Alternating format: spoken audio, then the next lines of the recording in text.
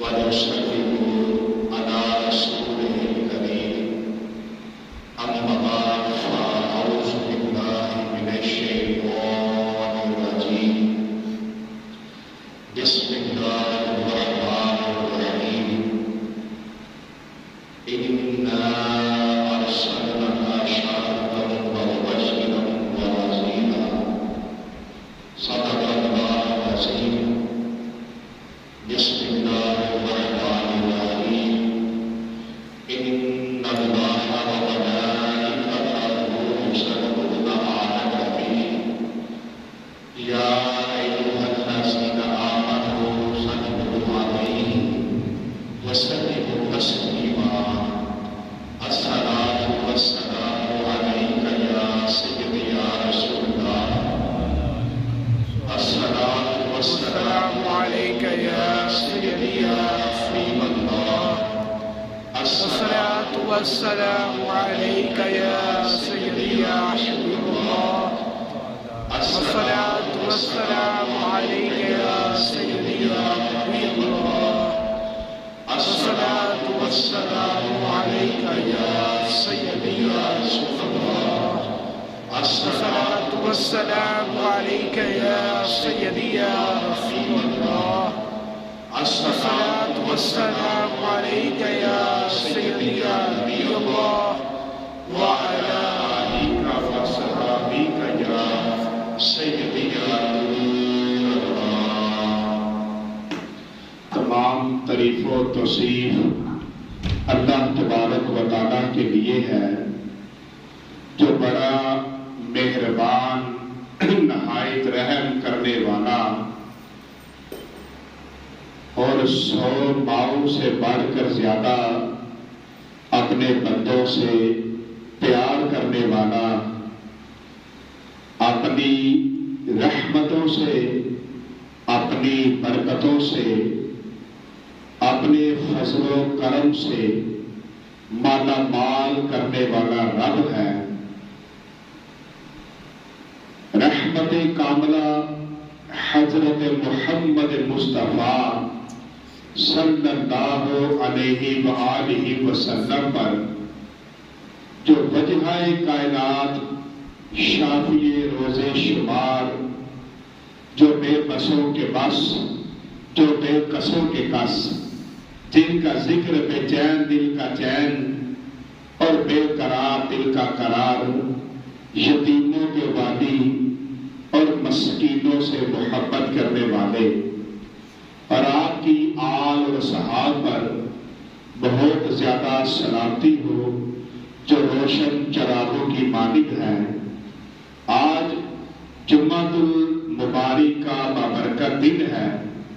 اللہ تبارک و تعالیٰ کی بارگاہ میں دعا ہے کہ آج کے دن اپنی اترنے والی رحمتیں، اپنی برکتیں، اپنے فضل و کرم سے مجھے حاضرین کو اور امت مسلمہ کو مالا مال فرمائے. دوران خطبہ قرآن مجید کی تھوڑی سی تلاوت کا شرف حاصل ہوا، جس میں اللہ تبارک و تعالیٰ نے فرمایا اِنَّا أَرْسَلْنَاكَ، کہ بے شک ہم نے آپ کو بھیجا. أَرْسَلْنَاكَ یعنی آپ کو بھیجا شاہداً، گواہ بنا کر. شاہد کس کو کہتے ہیں؟ جو گواہ ہو. اور گواہ کون ہوتا ہے؟ کہ یہاں دنیا داری کے اندر اگر کوئی بندہ کسی عدالت میں پیش ہو تو جج اس سے پوچھتا ہے کہ یہ جو واردات ہوئی، یہ جو واقعہ ہوا، کیا تم نے اس کو اپنی آنکھوں کے سامنے دیکھا؟ وہ تمہارے سامنے ہوا؟ تو جو وہاں پر یہ کہتا ہے کہ ہاں میں وہاں پر حاضر تھا اور ناظر تھا، یعنی میں موجود بھی تھا اور میں اپنی آنکھوں سے دیکھ بھی رہا تھا، تو اس کو حاضر اور ناظر کو کہتے ہیں گواہ، اس کو کہتے ہیں شاہد۔ یعنی کہ اللہ تبارک و تعالی نے اپنے محبوب کو شاہد بنا کر، یعنی گواہ بنا کر بھیجا۔ یعنی کہ اللہ تبارک و تعالی نے قرآن پاک کے اندر فرمایا کہ اے مسلمانوں، اے ایمان والو، تم اپنی یہ سوچ بنا لو، بلکہ اپنا یہ عقیدہ بنا لو، اپنے اندر اس بات کو ڈال لو کہ میرے محبوب صلی اللہ علیہ وآلہ وسلم ہر وقت حاضر اور ناظر ہیں، کہ نبی پاک صلی اللہ علیہ وسلم حاضر اور ناظر ہیں۔ یہ عقیدہ اور یہ سوچ ہم نے کہیں اور سے نہیں لی، بلکہ یہ عقیدہ اور یہ سوچ ہم نے قرآن سے لی ہے۔ ہمیں یہ قرآن نے بتایا ہے کہ کریم آقا علیہ الصلوۃ والسلام حاضر و ناظر ہیں۔ تو یہ مسلمان اور مومن وہی ہے کہ جس کی اپنے آقا صلی اللہ علیہ وآلہ وسلم کے بارے میں یہی سوچ ہے جو اللہ تبارک و تعالیٰ نے ہمیں قرآن پاک میں عطا فرمائی ہے۔ اور جو عاشق ہیں، کسی عاشق نے لکھا کہ جو ہو چکا ہے، جو ہو گیا حضور جانتے ہیں، تیری عطا سے خدایا حضور جانتے ہیں۔ کہ وہ کہتے ہیں کہ اے مالک و مولا، ہمارا یہ عقیدہ ہے کہ تو نے اپنے محبوب کو وہ علم عطا فرمایا ہے، جیسے کریم آقا علیہ الصلوۃ والسلام فرماتے ہیں کہ جب میں معراج کی رات اللہ تبارک و تعالیٰ کی بارگاہ میں حاضر ہوا، تشریف لے کر گئے، تو اللہ تبارک و تعالیٰ نے اپنا دست قدرت نبی علیہ الصلوۃ والسلام کے سینہ مبارک پر رکھا۔ فرمایا کہ جب اللہ تبارک و تعالیٰ نے اپنا دست قدرت میرے سینہ مبارک پر رکھا، تو ساتوں آسمان اور ساتوں زمین مجھے ایک ایک چیز کا علم ہو گیا۔ ہر ایک چیز، ایک ایک ذرہ بھی میرے سامنے روشن ہو گیا کہ اللہ تبارک و تعالیٰ نے اپنے محبوب صلی اللہ علیہ وآلہ وسلم کو یہ اتنا علم عطا فرمایا کہ اپنے محبوب سے کچھ بھی نہ چھپایا۔ بلکہ غیب کون ہے؟ غیب اللہ کی ذات ہے، اور جب وہ غیب ہی اپنے محبوب سے غیب نہ رہا تو پھر محبوب سے غیب کیا رہے گا؟ کہ اللہ تبارک و تعالیٰ نے اپنے محبوب صلی اللہ علیہ وآلہ وسلم کو جب اپنا دیدار کروا دیا، اپنے آپ کو ہی غیب نہ رکھا، تو پھر اپنے محبوب سے غیب کیا رکھے گا؟ تو نبی پاک صلی اللہ علیہ وآلہ وسلم کو اللہ نے وہ علم عطا فرمایا کہ جو ہو چکا، جو ہو گیا ہے، حضور سب کچھ جانتے ہیں، اور جو ہونے والا ہے کریم آقا علیہ الصلوۃ والسلام کو سب کچھ پتا ہے۔ آگے وہ فرماتے ہیں خدا کو دیکھا نہیں اور ایک مان لیا کہ جانتے تھے صحابہ حضور جانتے ہیں۔ کہ خدا کو دیکھا نہیں اور ایک مان لیا کہ جانتے تھے صحابہ حضور جانتے ہیں۔ کہ اب صحابہ کا یہ عقیدہ تھا، یہ سوچ تھی کہ جب حضور فرما رہے ہیں کہ وہ اللہ ایک ہے، وہ وحدہ لا شریک ہے، ہر عبادت کے لائق وہی ہے، اس کا کوئی شریک نہیں، تمام عبادتیں اسی کے لیے ہیں، ہر سجدہ تعظیمی سجدہ یا حقیقی سجدہ جتنے بھی سجدے ہیں وہ اس مالک کے لیے ہیں۔ تو ہم کسی بتوں کو نہیں پوجنا، کسی آگ کی پوجا نہیں کرنی، ستاروں کی پوجا نہیں کرنی، گائے کی پوجا نہیں کرنی، درختوں کی پوجا نہیں کرنی، اگر کوئی عبادت کے لائق ہے تو وہ اللہ وحدہ لا شریک ہے، وہ وہی ہے۔ اب صحابہ کا یہ عقیدہ تھا کہ لجپال جانتے ہیں، ہم نے نہیں دیکھا لیکن لجپال نے اللہ کو دیکھا ہے۔ تو وہ صحابہ کا عقیدہ تھا کہ حضور کو علم غیب ہے۔ اب مسلمان بھی وہی ہے کہ جس کا عقیدہ نبی علیہ السلام والا، مسلمان وہی ہے کہ جس کا عقیدہ وہی ہے جو صحابہ کا عقیدہ ہے، کہ صحابہ کا عقیدہ تھا کہ خدا کو دیکھا نہیں ہے اور ایک مان لیا، خدا کو دیکھا نہیں ہے اور ایک مان لیا، کہ جانتے تھے صحابہ حضور جانتے ہیں۔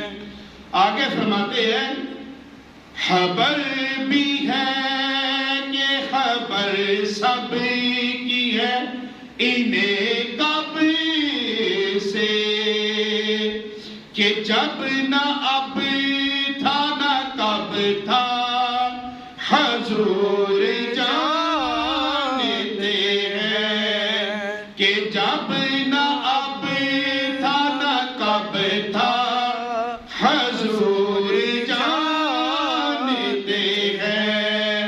ہے ان کے ہاتھی میں کیا کیا تجھے خبر نہ مجھے، خدا نے کتنا نوازا حضور جانتے ہیں۔ اب وہ لکھتے ہیں کہ صحابہ کا یہ عقیدہ تھا کہ نبی علیہ السلام کو جو خبر ہے، جو علم ہے، وہ کب سے ہے؟ وہ تب سے ہے جب نہ اب تھا نہ کب تھا۔ یعنی کہ اللہ تبارک و تعالیٰ نے سب سے پہلے اپنے نور سے جس کا نور پیدا کیا وہ اپنے محبوب کا نور پیدا کیا، کہ اللہ نے اپنے نور سے اپنے محبوب کا نور پیدا کیا، اور وہ نور کریم آقا علیہ السلام نے فرمایا جہاں چاہے سیر کرتا رہا۔ پھر اللہ تبارک و تعالیٰ نے، اور ایک یہاں پر بڑی پیاری روایت ہے حدیث مبارکہ، کہ ایک دن نبی علیہ السلام نے جبرائیل سے پوچھا کہ اے جبرائیل آپ کی عمر کتنی ہے؟ تو جبرائیل نے عرض کی کہ لجپال مجھے اپنی عمر کا تو نہیں پتا، ہاں لیکن ایک ستارہ ہے جو 72,000 سال بعد چمکتا تھا، اور میں نے اس ستارے کو 72,000 مرتبہ دیکھا ہے۔ سبحان اللہ۔ تو کریم آقا علیہ السلام نے فرمایا جبرائیل وہ ستارہ میں ہی تھا۔ سبحان اللہ۔ یعنی کہ اللہ تبارک و تعالیٰ نے اپنے نور سے سب سے پہلے اپنے محبوب کا نور پیدا کیا، اور پھر اس نور کو تقسیم فرما کر سب کچھ پیدا کیا، سب کچھ پیدا فرمایا۔ یعنی کہ عاشق لکھتے ہیں کہ یہ اب کب کی بات نہیں ہے، کریم آقا علیہ السلام کو تب سے پتا ہے کہ جب سے یہ سب کچھ بنا ہے، کیونکہ سب سے پہلے اللہ تبارک و تعالیٰ نے اپنے نور سے اپنے محبوب کا نور پیدا کیا۔ اب کسی کے سامنے اگر کوئی چیز بنے، اگر کوئی بلڈنگ بنے، تو اسے بیس سے لے کر اوپر والے فلور تک، لینڈر تک ایک ایک چیز کا علم ہوگا کہ کدھر کیا لگا ہے، کدھر کیا بنا ہے۔ تو اسی طرح کریم آقا علیہ السلام یہ اب کب کی بات نہیں ہے، بلکہ نبی پاک صلی اللہ علیہ وسلم کو ہر چیز کا علم ہے، ہر چیز کا علم ہے۔ اور آگے فرماتے ہیں عاشق وہ مومنوں کی تو بھی قریب ہوئے، وہ مومنوں کی تو جانوں سے بھی قریب ہوئے، کہاں سے کسی نے پکارا حضور جانتے ہیں۔ اب یہ قرآن ہے، اب یہ بات کیا ہے؟ یہ قرآن کی آیت کا ترجمہ ہے۔ اللہ تبارک و تعالیٰ نے اپنے بارے میں فرمایا کہ اے محبوب صلی اللہ علیہ وآلہ وسلم، آپ ان مومنوں سے بتا دے، ان مسلمانوں کو بتا دے، ان لوگوں کو بتا دے کہ اللہ شاہ رگ سے بھی زیادہ قریب ہے۔ اللہ شاہ رگ سے بھی زیادہ قریب ہے، اللہ دور نہیں ہے، اللہ تمہاری شاہ رگ سے بھی زیادہ قریب ہے۔ اور جب صحابہ نے پوچھا، عاشقوں نے پوچھا کہ اللہ کدھر ہے، تو وحی آئی انی فانی قریب۔ تو جب یہ بات آئی کہ میں بہت قریب ہوں، تو سامنے صدیق اکبر تھے، تو وہ التحیات کی صورت میں بیٹھے تھے، تو انہوں نے التحیات کی صورت میں ہی کریم آقا علیہ السلام کے قریب ہونا شروع کر دیا، کہ جب فرمایا نا کہ اللہ فرماتا ہے میں بہت قریب ہوں، تو اتنے قریب ہوئے صدیق اکبر کہ جا کے نبی علیہ السلام کے گھٹنے مبارک سے صدیق اکبر کے گھٹنے لگ گئے۔ بات سمجھ والی ہے، عاشقوں والی، کہ جب اللہ نے فرمایا کہ میں بہت قریب ہوں، تو ان کو پتا تھا اس وقت تو سرکار ہی قریب ہے، تو وہ سرکار کے بالکل قریب ہو گئے۔ تو اللہ اتنا مہربان ہے، قرآن پاک میں فرمایا کہ رب تمہاری شاہ رگ سے بھی زیادہ قریب ہے۔ محبوب کی بات آئی تو فرمایا سن لو، میرا محبوب بھی تمہاری جانوں سے زیادہ قریب ہے۔ اب جان کدھر ہے؟ یہ جو ہماری رگوں میں خون ہے، یہ ہماری جان ہے۔ اگر کسی کی یہ کاٹ جائے تو اس کی جان نکلنا شروع ہو جاتی ہے۔ تو فرمایا لوگوں اپنا عقیدہ بنا لو کہ میرا محبوب صلی اللہ علیہ وسلم تمہاری جانوں سے بھی زیادہ تمہارے قریب ہے۔ یہ بات اپنے اندر ڈال لے کہ نبی علیہ اللہ شاہ رگ سے بھی زیادہ قریب ہے، تو نبی علیہ السلام بھی آپ کی جان سے زیادہ آپ کے قریب ہے۔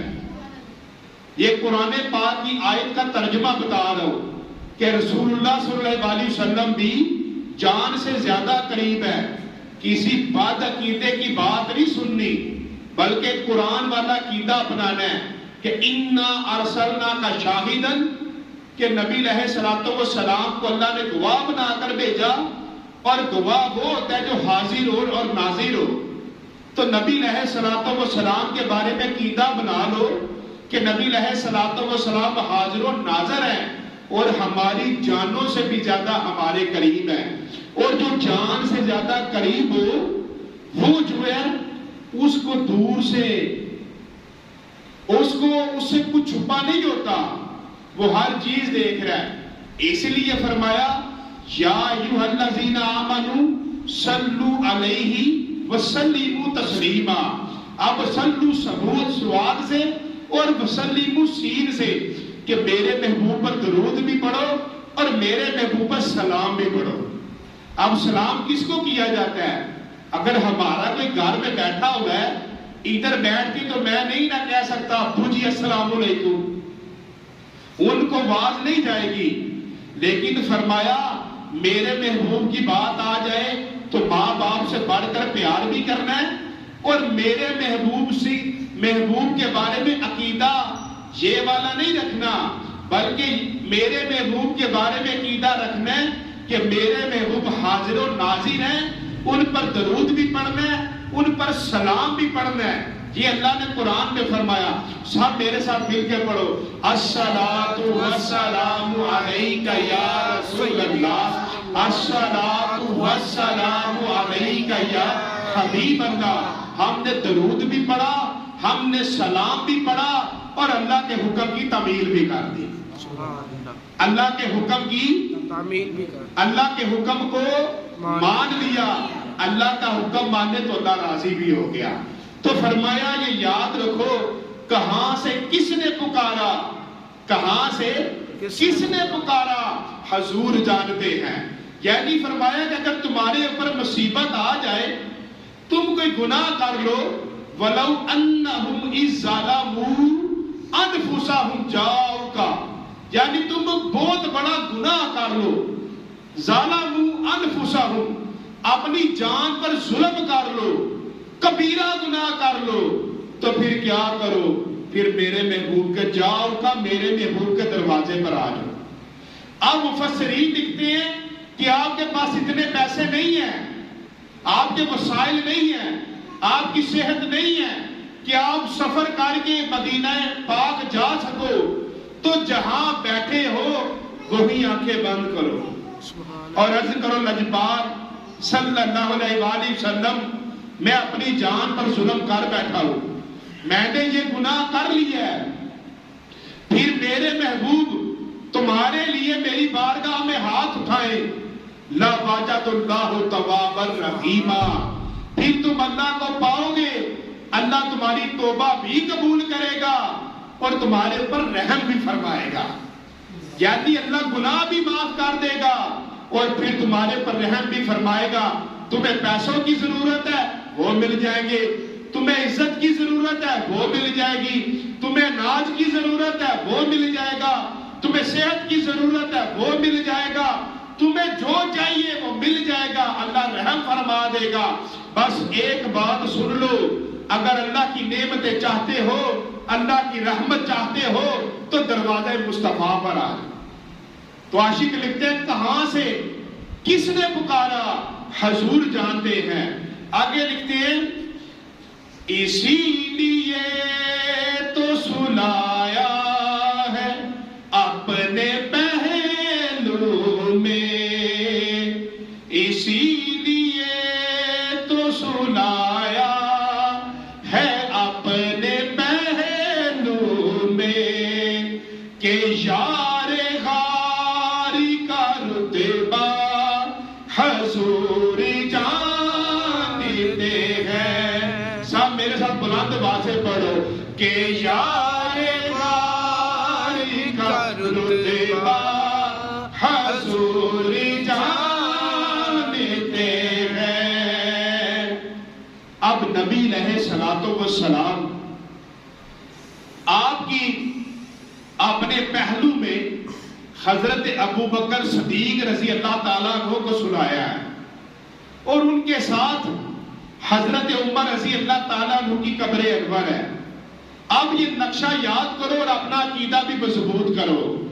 نبی علیہ الصلوۃ والسلام کے روضہ انور کا نقشہ کیا ہے کہ نبی علیہ الصلوۃ والسلام کی قبر انور ہے, اور قبر انور کے ساتھ صدیق اکبر کی قبر انور ہے, اور صدیق اکبر کی قبر انور کے ساتھ حضرت عمر رضی اللہ تعالیٰ عنہ کی قبر انور ہے. اسی طرح اب یاد یہ بھی رکھو, کسی شیعہ سے بھی پوچھ لو, اہل تشیع سے بھی پوچھ لو, اس کو پوچھو کہ بتاؤ امام حسین کی قبر کا نقشہ کیا ہے. جیسے نانا کی قبر کا نقشہ ہے کہ 3 قبریں کٹھی ہیں, نانا کی قبر کا نقشہ کیا ہے کہ 3 قبریں کٹھی ہیں, ایک رسول اللہ صلی اللہ علیہ وآلہ وسلم کی, دوسری قبر ابو بکر صدیق, تیسری قبر عمر فاروق, اور وہاں پر نقشہ کیا ہے ایک قبر امام حسین کی, اور دوسری قبر ساتھ ان کا نام بھی ابو بکر تھا, تیسری قبر ساتھ ان کا نام بھی عمر تھا. اب پوچھ لو ان سے, کیا جس طرح نانا کی قبر کا نقشہ ہے, کیا حسین کی قبر کا نقشہ بھی ویسے ہی نہیں ہے؟ اور ان کے ساتھ جو 2 قبریں ہیں ان کے بھائیوں کی, ان کا نام کیا ابو بکر اور عمر نہیں ہے؟ وہ وہی ہے. اس سے پتہ چلا کہ محبت کرنی چاہیے رسول اللہ صلی اللہ علیہ وسلم کے ساتھ, اور آپ کے صحابہ صدیق اکبر کے ساتھ, اور ان کے ساتھ عمر فاروق کے ساتھ. اور پتہ ہے جو اتنا رتبہ ملا, رتبہ کیوں ملا کہ حضرت ابو بکر صدیق نبی علیہ الصلوۃ والسلام کی بارگاہ میں حاضر ہوئے اور عرض کی کہ لجپال، میں نے سنا ہے یا محمد صلی اللہ علیہ وآلہ وسلم، میں نے سنا ہے کہ آپ نے رسول ہونے کا دعویٰ کیا ہے۔ تو نبی علیہ الصلوۃ والسلام نے فرمایا، ہاں ابو بکر، میں اللہ کا رسول ہوں اور آپ بھی مان لے آؤ۔ تو صدیق اکبر رضی اللہ تعالیٰ عنہ سب سے پہلے اسلام قبول کیا۔ سب سے پہلے نوجوانوں میں جس نے اسلام قبول کیا وہ ابو بکر صدیق تھے، اور بچوں میں جس نے سب سے پہلے اسلام قبول کیا وہ مولا علی مشکل کشا تھے۔ تو صدیق اکبر رضی اللہ تعالیٰ عنہ کو رتبہ کیوں اتنا ملا؟ یہاں پر اسلام قبول کیا اور وہاں پر تبلیغ کے لیے بھی نکل گئے اور جا کر لوگوں کو اسلام کی دعوت دی۔ تو 2 دنوں کے اندر، پہلے 2 دنوں کے اندر حضرت ابو بکر صدیق رضی اللہ تعالیٰ عنہ نے 9 لوگوں کو مسلمان کیا۔ 9 لوگوں کو 2 دنوں میں لے کر رسول اللہ صلی اللہ علیہ وسلم کی بارگاہ میں آئے اور 9 لوگ صحابی بن گئے۔ اور یہ 2 دنوں کے اندر اور بہت زیادہ مارے کھائیں، اور آپ بڑے امیر تھے، آپ کے قافلے تجارت کے لیے دوسرے ملکوں میں جایا کرتے تھے، بازار کے اندر آپ کی بے شمار دکانیں تھیں، بہت وسیع کاروبار تھا، بہت بڑے تاجر تھے، اپنے قبیلے کے سردار تھے، قبیلے والے ہر بات آپ سے پوچھ کر کیا کرتے تھے۔ جب رسول اللہ صلی اللہ علیہ وآلہ وسلم کی غلامی میں آئے تو سب کچھ قربان کر دیا، سبحان اللہ، سب کچھ قربان کر دیا۔ تو آج وہ صدیق اکبر بن گئے، سب کچھ قربان کر دیا۔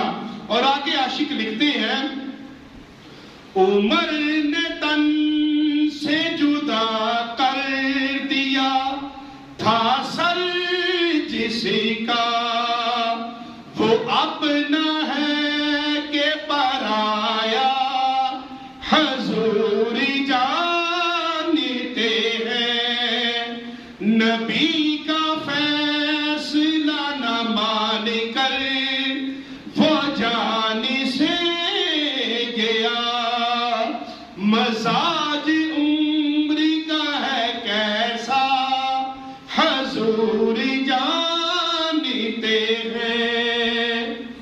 اب یہ واقعہ کیسے ہوا؟ یہ جو نعت ہوتی ہے نا، یہ اصل میں قرآن ہوتا ہے۔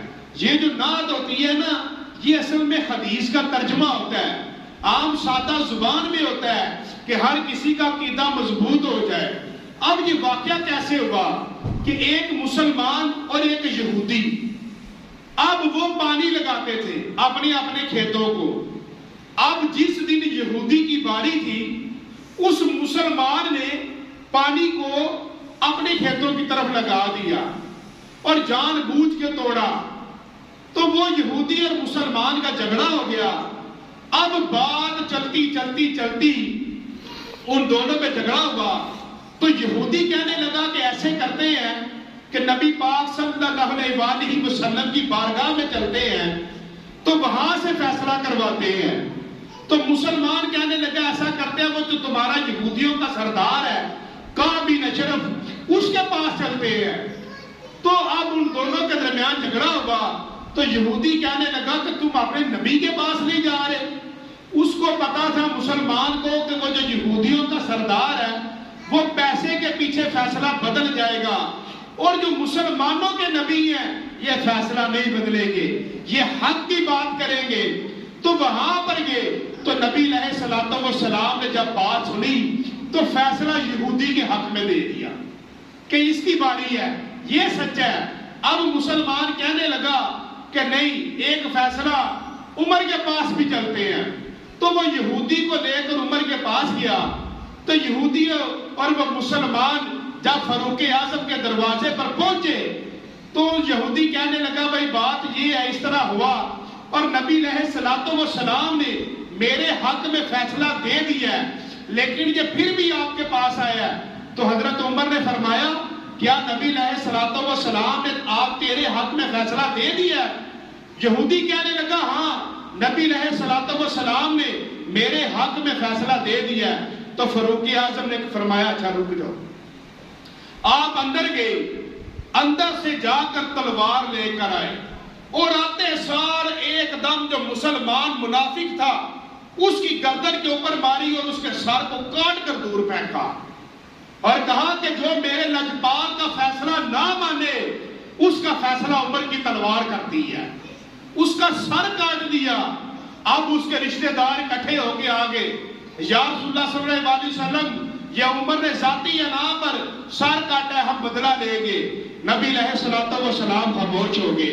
تو اللہ تبارک و تعالیٰ نے فاروق اعظم رضی اللہ تعالیٰ عنہ کی شان مبارکہ میں قرآن میں آیت فرمائی, فرمایا میرے محبوب, اس کا عام سادے لفظوں میں ترجمہ فرمایا میرے محبوب عمر سچا ہے اور یہ منافقین جھوٹے ہیں. یہ دوسرے قبیلے والے سچے نہیں ہیں, یہ عمر سچا ہے کہ وہ جس کا سر کٹا وہ منافق تھا, اور منافق کی سزا یہی ہے جو حضور کی شان تولے. حضرت عمر نے بتایا کہ اس کا فیصلہ میری تلوار کرتی ہے. میں جمعہ پڑھانے کے لیے جب آیا میرا موضوع, میری سوچ اور تھی, تیاری اور تھی, لیکن جب میں نے حضور کی یہ نعت پڑھی تو میں نے کہا آج ساری بات حضور کی نعت پر ہوگی. اور اس نے ہمیں یہی بتایا ہے کہ اپنا عقیدہ مسلمانوں یہ بنا لو کہ نبی علیہ الصلوۃ والسلام کو ہر چیز کا علم ہے. نبی علیہ الصلوۃ والسلام ہر چیز جانتے ہیں, جو ہو گیا جو ہوگا ہر چیز کا حضور کو علم ہے. اس لیے اللہ نے فرمایا انا ارسلناک شاہدا, کہ میں نے اپنے محبوب کو تمہارے پر گواہ بنا کر بھیجا. اور گواہ کون ہوتا ہے؟ عدالت کے اندر جو جا کے کہے کہ ہاں میں وہاں حاضر بھی تھا اور ناظر بھی تھا, میں موجود بھی تھا اور میں دیکھ بھی رہا تھا. یعنی اب میرے محبوب کے بارے میں یہ سوچ بنا لو کہ اللہ کے محبوب حاضر و ناظر ہیں. وَمَا عَلَيْنَا إِلَّا الْبَلَاغُ الْمُبِينُ, جنہیں سنتے ادا کرنی ہے وہ سنتے ادا